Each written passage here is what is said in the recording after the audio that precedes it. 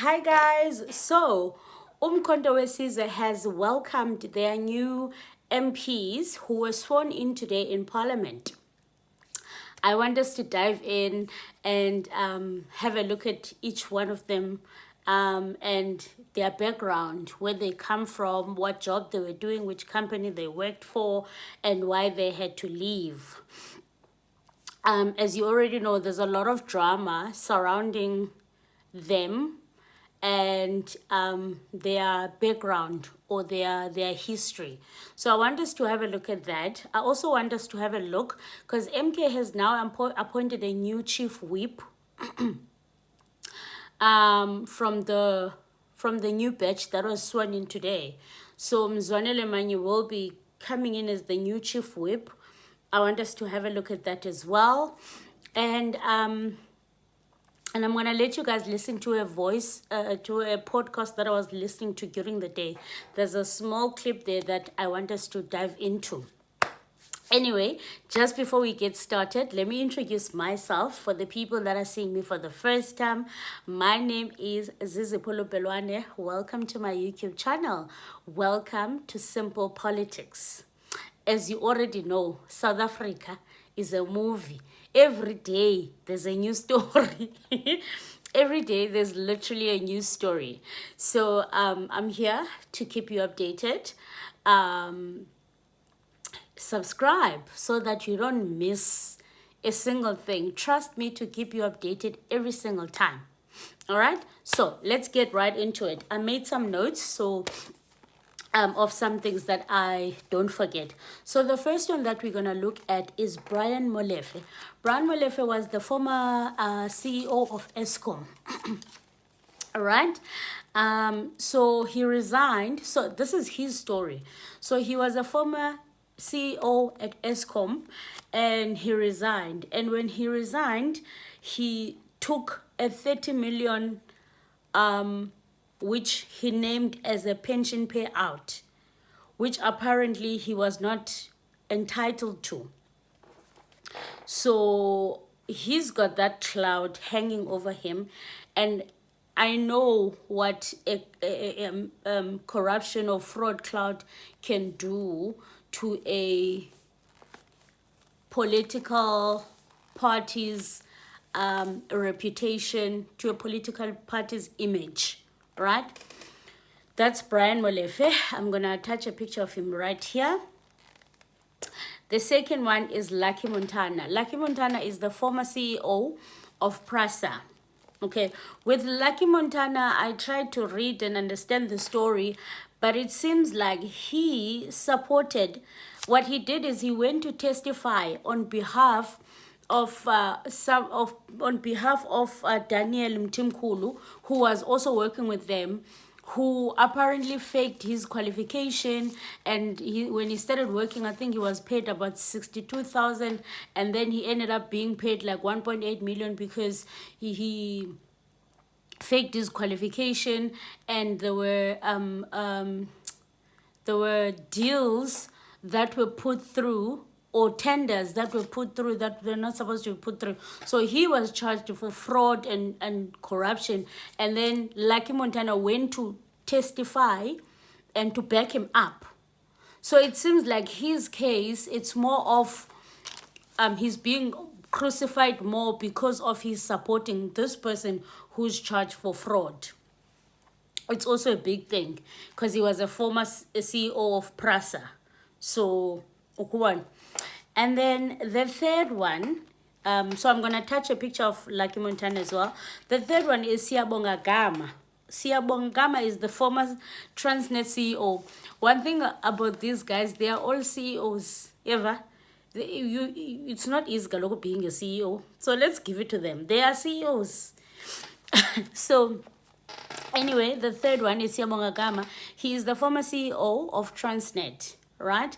And he was charged for fraud and corruption. Apparently, there was an amount of 398 million. So, and his contract was terminated. So, so they terminated his employment contract. And then another person that was sworn in is Penny Penny. I did look up to Penny Penny Wenzan. I know him from social media, but I don't really know his background. And with him, it only just says that he's a musician. And then the fifth one is Mzwanele Manyi. Mzwanele Manyi was just in the EFF. If you know him, he was just campaigning now for the EFF. One thing about Mzwanele Kesana, he jumps. Remember, he jumped from ANC, he went to ATM, he went to EFF. Now he's in MK. I don't know where he's going to jump next. Well, he's got nowhere to go, I guess. Or even if he jumps to a different party, I doubt anyone is going to make him an MP. And with Zuma, I think they've made him an MP, or he's trusted because he's been the president of the Zuma Foundation. So even though he was in these parties, but he was still the president of the Zuma Foundation. So he's had a long relationship with Jacob Zuma. So I just don't know why he didn't from the start go to MK. I think this shows that everybody's looking out for their bread. Because I think when he started, he wasn't sure how it's gonna do. So he didn't want to sacrifice his bread. Now that he sees that, okay, it's blooming, he jumps ship from the EFF to the MK. Fine. And this sparks a lot of, I feel like it's gonna spark a lot of controversy. It's gonna spark a lot of division within the party. This is my take. Please don't come for me. This is what I think.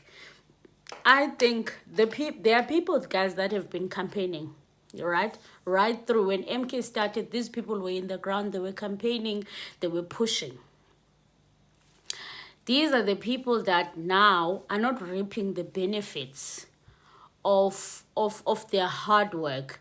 There is absolutely nothing wrong bringing people that are skilled and people that are going to bring their expertise. But I think it's such a fine line and a thin line to bring all these people that are expertise and sort of sideline the people that have done the work. Remember, there were people that were campaigning doing all the work. As you seen last week, there was the 18 members that were removed from being MPs. And as they were talking, as they were briefing the media, they were saying, you know what, that guy was saying, you know what, we campaigned the whole December. We didn't even have a chance for Christmas or anything like that because we were campaigning. Then you have Abo Mzwanele Manyi, who didn't do anything. You have these guys, big guys, who are used to money, who have not done much, honestly, who didn't do anything to campaign. And now they come, whoop, they sweep in, and they get the positions. So I think that's going to cause a lot of unsettle. It's going to cause a lot of... That's what I think. It's only fair. But now the question is, will it affect MK in the next elections? Because remember, if these people that are not getting positions or are removed as MPs that were campaigning, there's a chance that they won't campaign for the next coming elections. Now, these people that are put in their place, who are now the MPs, how good are they at campaigning? Everyone? They've replaced them in parliament, it's fine. But now when it comes to the groundwork that these ones did, how good are they? Yeah. So I don't know. I don't know. I feel like as much as they want to get people that are skilled, but they should get a little bit of experience as well. And then I have MK released a statement because they were announcing of Mzwanele Manyi being the chief whip. I'm going to read it now. So it says that Honorable Mzwanele Manyi has been appointed as the chief whip of the MK party with immediate effect. He replaces Honorable Sihle Ngubane, who has served diligently in this role. And Sihle Ngubane was actually good. I don't know why they would remove Sihle from Mzwanele Manyi. This is another thing that I don't understand. I don't know why they would remove Sihle for Mzwanele Manyi. And I know Mzwanele Manyi. Mzwanele Manyi is not that. I think Sihle Ngubane was actually good for that position. But anyway, Honorable Manyi brings a wealth of executive experience to this administrative yet political role, as he served in government as a director general and led as a corporate executive in the private sector. His extensive expertise will add impetus to the ongoing work within the party, whilst building upon a solid foundation laid by the Honorable Ngubane. We are confident that Honorable Manyi, with his leadership, will further strengthen our party's commitment to serving the people with integrity and dedication. Honorable Sihle Ngubane will continue to serve as an ordinary member of the National Assembly, as assigned to the committees with which he continues to participate in. This is interesting. So they've removed Ulandus Usihle Ngubane, and they are putting. I don't know if this is a good move. I don't know if this is a good move. I don't know if this is a good move. I don't know. I've seen Mzwanele Manyi. He was in the EFF. I've seen him in interviews, and he's not great. I've seen him in interviews. There was an interview. If you search now, you will see in the big debate where they were asking him about our policies, and he could not even explain them. He kept on saying, "We are eagles." So I don't know how he's gonna be as a chief whip. I don't know. Anyway, guys, just before I continue, I want you guys to listen to this. I was listening to this podcast during the day, and I agree with this guy. Like, I share these sentiments, and if I'm wrong, you're welcome to come through and say, Zizipo, no, I think you are wrong, my love. You know, I mean, this is a platform where we are having conversations. No one is right. I'm just an ordinary human as well. I don't think that I know better than everybody. This is what I think, right? So you are welcome to say, no, I think you are wrong, or no, you probably, like, you got it all wrong. You know, let's engage, you know. That's the whole point of this platform. So let's listen to this.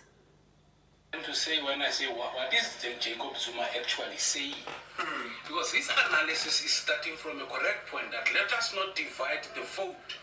If that is his belief, that radical economic transformation in our lifetime must happen, and it needs a strong voting bloc, because our democracy is about numbers. Yes. If it is that, why did he start MK?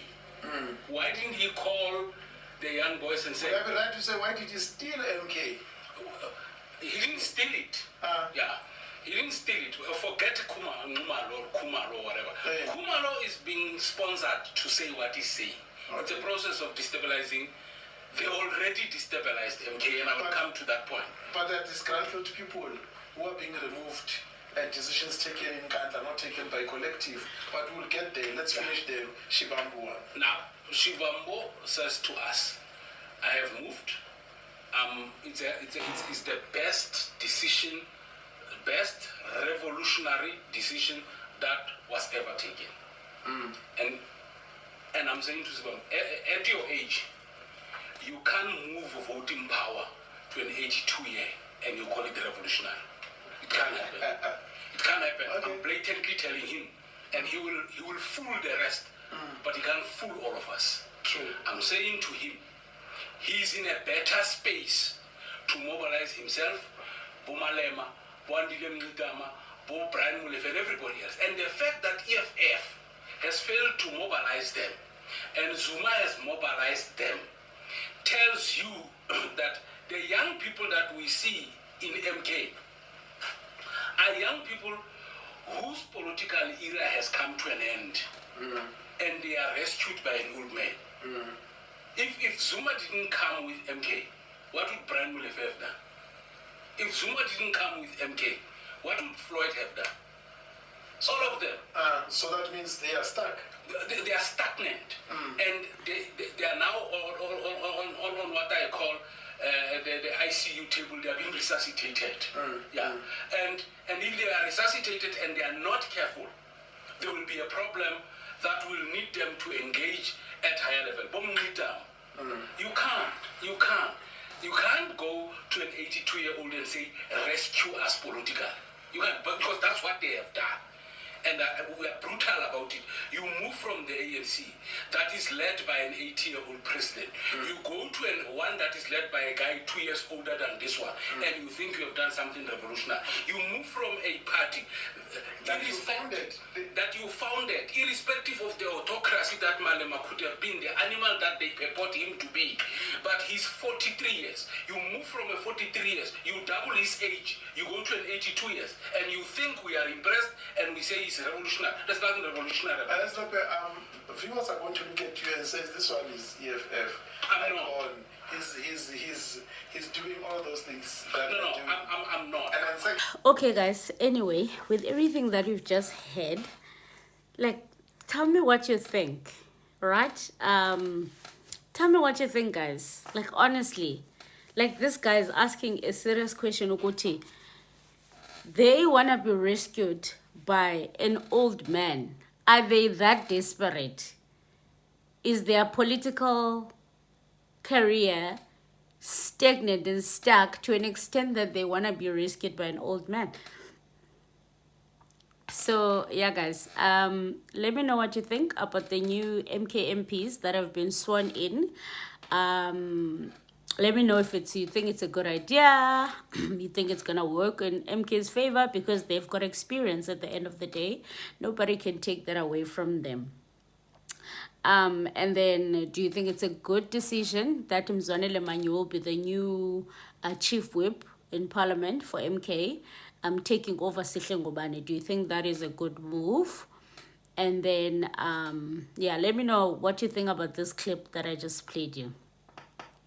The time now is 18 minutes past 12, guys. This is why I'm also speaking soft, because it's at night.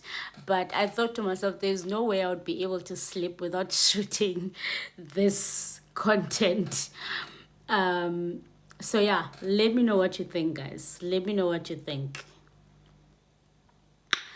And I'll find you guys in the comment section. Please, if you're just joining for the first time, guys, subscribe to my YouTube channel. The data or the analytics, they're showing me that 95% of the people watching my content, they are not subscribed.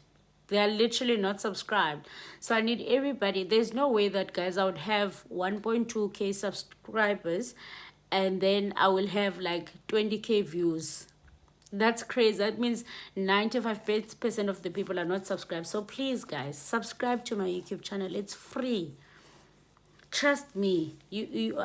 It's not like you're gonna make me successful when you subscribe. Just subscribe, please. Okay, do it for me. Anyway, guys, the struggle continues. Hey, I'll see you on the next one.